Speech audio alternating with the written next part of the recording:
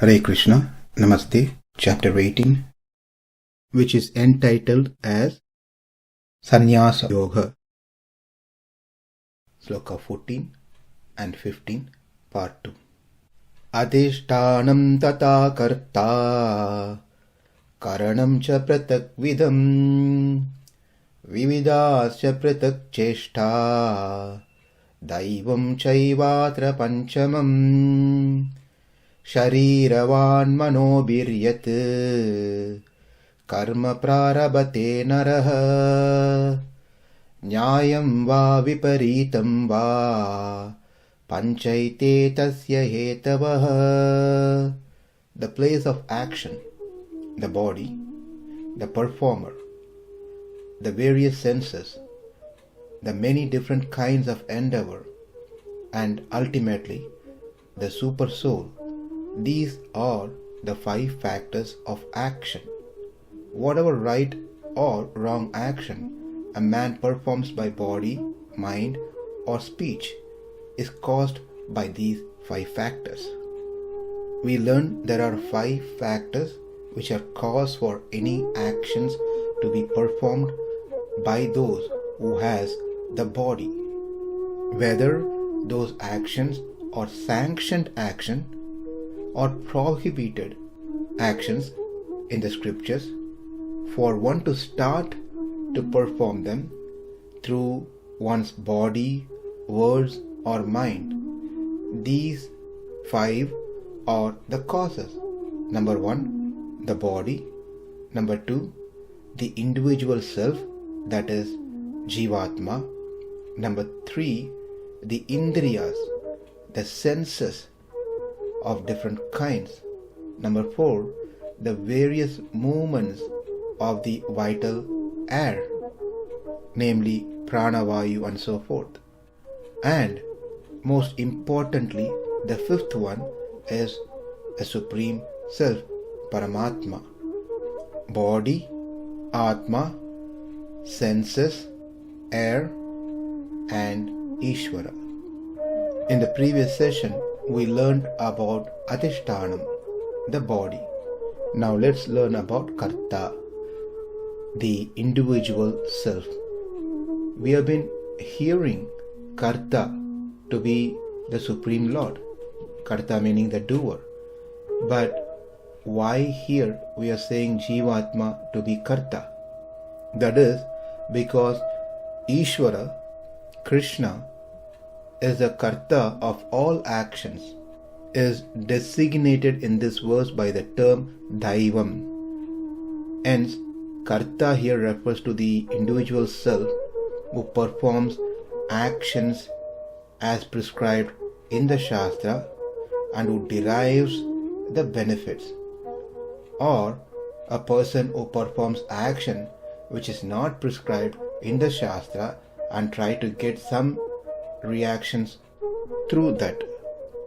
The individual self is knower as well as the agent of action. That is, he is nyātritvam and kartritvam. These both are present with Jivatma. Nyātritvam means ability of knowing things. Previously when we learnt about adhiṣṭhānaṁ, body doesn't have nyātritvam. It doesn't know what is what. If body knows this is fire, then it won't go close to the fire. But we know very well that after one dies, the body is burnt. The body is lying down there, doesn't jump off to save itself because there is no nyātritvam to the body. But Atma has nyātritvam. He knows things. He has that knowledge. And not only that, he also has kartritvam, ability to do things. But we saw that body is the one which does things. Yes, body does things, but it cannot do things by itself. Someone has to make it functionable. Otherwise, it is just dead body. One who has kartritvam, that is Jivatma, makes the matter to move. The matter here is the body. Therefore, this is important to know that Jivatma has two things, Jnatritvam and Kartritvam. Jnatritvam means ability of knowing things, and Kartritvam means ability to do things. Both of these are present with him, with the Jivatma. As per Sankhya school of thoughts, Sankhya Matam, Jivatma is only knower. He only has Jnatritvam. He does not have Kartritvam, meaning he is not the doer. That is, he doesn't perform any action. He only knows things. So who does the action? Who performs things? It is the pradhanam, the body in this case, which performs the action, not the Jivatma. Jivatma, which is also known as Purusha, Purusha does just one part of the work. That is, he only knows. He has a knowledge part. But the action part is done by the pradhana. With the combination of both Purusha and pradhana, the action gets executed. And they give an example of blind man and lame man, a handicapped, a disabled person. The blind man cannot see, but he can walk, whereas lame man cannot walk, but he can see. Therefore, the one who is disabled sits on top of the blind man who can walk and gives instruction to that person, the blind man, and the blind man walks to reach the destination. Likewise, Atma has only Jnatritvam. He is equal to lame man, whereas the Prakriti, the body, has Kartritvam, like the blind man who doesn't have Jnatritvam but he has Kartritvam. He can perform action but he cannot see, therefore he doesn't have knowledge. It is the Atma which has knowledge, who knows things, gives commands to the body, and the body continues to execute the command of the Atma. This is their philosophy, Sankhya Matam. But this cannot be accepted because one who sits on the top, who is blind, still needs to perform action through his body. He has to speak. Before speaking, he has to think. Likewise, the blind man also needs to have knowledge. Otherwise, he will not be able to understand the instruction that are given to him by the blind man. In this example that has been given, both are sentient beings, whereas we are talking about Jivatma, who is sentient, and the matter, the body, which is non-sentient. The example itself doesn't match well to the discussion. Therefore, both knowledge and the agency, the action to be performed, must be present within the Jivatma. Just for argument's sake, if one says that I am kartā but not nyātā, I am the doer, agency of action, but I do not possess jnatritvam, the knowledge, then when we do action, we will not have the knowledge that I am the doer. Whereas if one says that I am the jnata, knower, but not the kartā, the doer, then one will not be rewarded with the results of the action, because I am just jnata. I did not perform the action. If I have not performed the action, why would I be rewarded for that action which I have not performed? And moreover, then what is the point of me taking birth if I am just jnata, I am not the doer? If I am not the doer, then the karma doesn't belong to me. I do not accumulate any karma. Therefore, there is no reason for me to take birth, as I am not the doer. The Vedas speaks of the self as kartā and bhokta. Bhokta means one who enjoys the reward of one's action. Therefore, as Veda says, that Jivatma possesses kartritva, responsibility for action. Let's see a reference from Brahma Sutra. It is said there that kartā śarīra-vāṅ-manobhir. It is Jivatma, the doer. Otherwise, the Shastras, the Vedic literatures, will be of no use.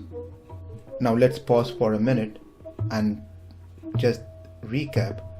We have been learning so far that it is Krishna who is the doer. He is the ultimate supreme doer. But now the sutra directly and clearly states that kartā śarīra-vāṅ-manobhir, that is Jivatma, is the doer. How come we have two conflicting opinions? Krishna says, I am the doer, whereas the Vedanta Sutra says the Jivatma is the doer. Let's understand this. The Vedas are meant for us, the human, to follow the instructions. The instructions can only be given to one who has nyāyyaṁ and kartritvam, one who has knowledge to receive the instruction and one who is able to execute the instruction in action. Maybe someone may say the Vedas are instructing the Supreme Lord because he is the doer. It says to the Supreme Lord that you need to do your nitya karma, naimitika karma. You have to take shower before you honor a meal. Snatva bunjita, do not eat onion garlic. Kalamjamna bhakshaye. Do yaga, dhana, dharma, tapas. When you do it with vividhāś. Don't think yourself as the doer. You are not the owner of this action. Do not expect any result out of your action. It doesn't make any sense that Vedas needs to instruct the Supreme Lord, because the Lord knows everything. He is Sarvajña. So it is quite clear that Vedas are instructing the human, as the human or the one who is going to perform the action. Otherwise, the Vedas will be of no use. It becomes meaningless. So unless we agree and understand that we are the doer, kartā, the Shastra will be of no use. Therefore, we need to know that we are the agency of our actions. We are kartā. But here comes a problem. If we think we are the doer, I am the doer, then how can we perform sattvika tyaga? As one of the conditions in sattvika tyaga is not to think that I am the doer. It is Krishna who is the doer. Let's be clear what is being said here. The Vedanta Sutra says that Jivatma is the doer, otherwise the Vedas will be meaningless. Now that I know that I am the doer, if I am going to perform a sattvika tyaga is that I am performing an action that is prescribed in the Shastra. When I am performing that action, it is performed without a sense of agency that I am the doer, without a sense of possessiveness that this belongs to me, and without expecting a fruit. Kartritva tyaga, mamata tyaga, and palatyaga. When an action is done with these three criteria, then it is called sattvika tyaga.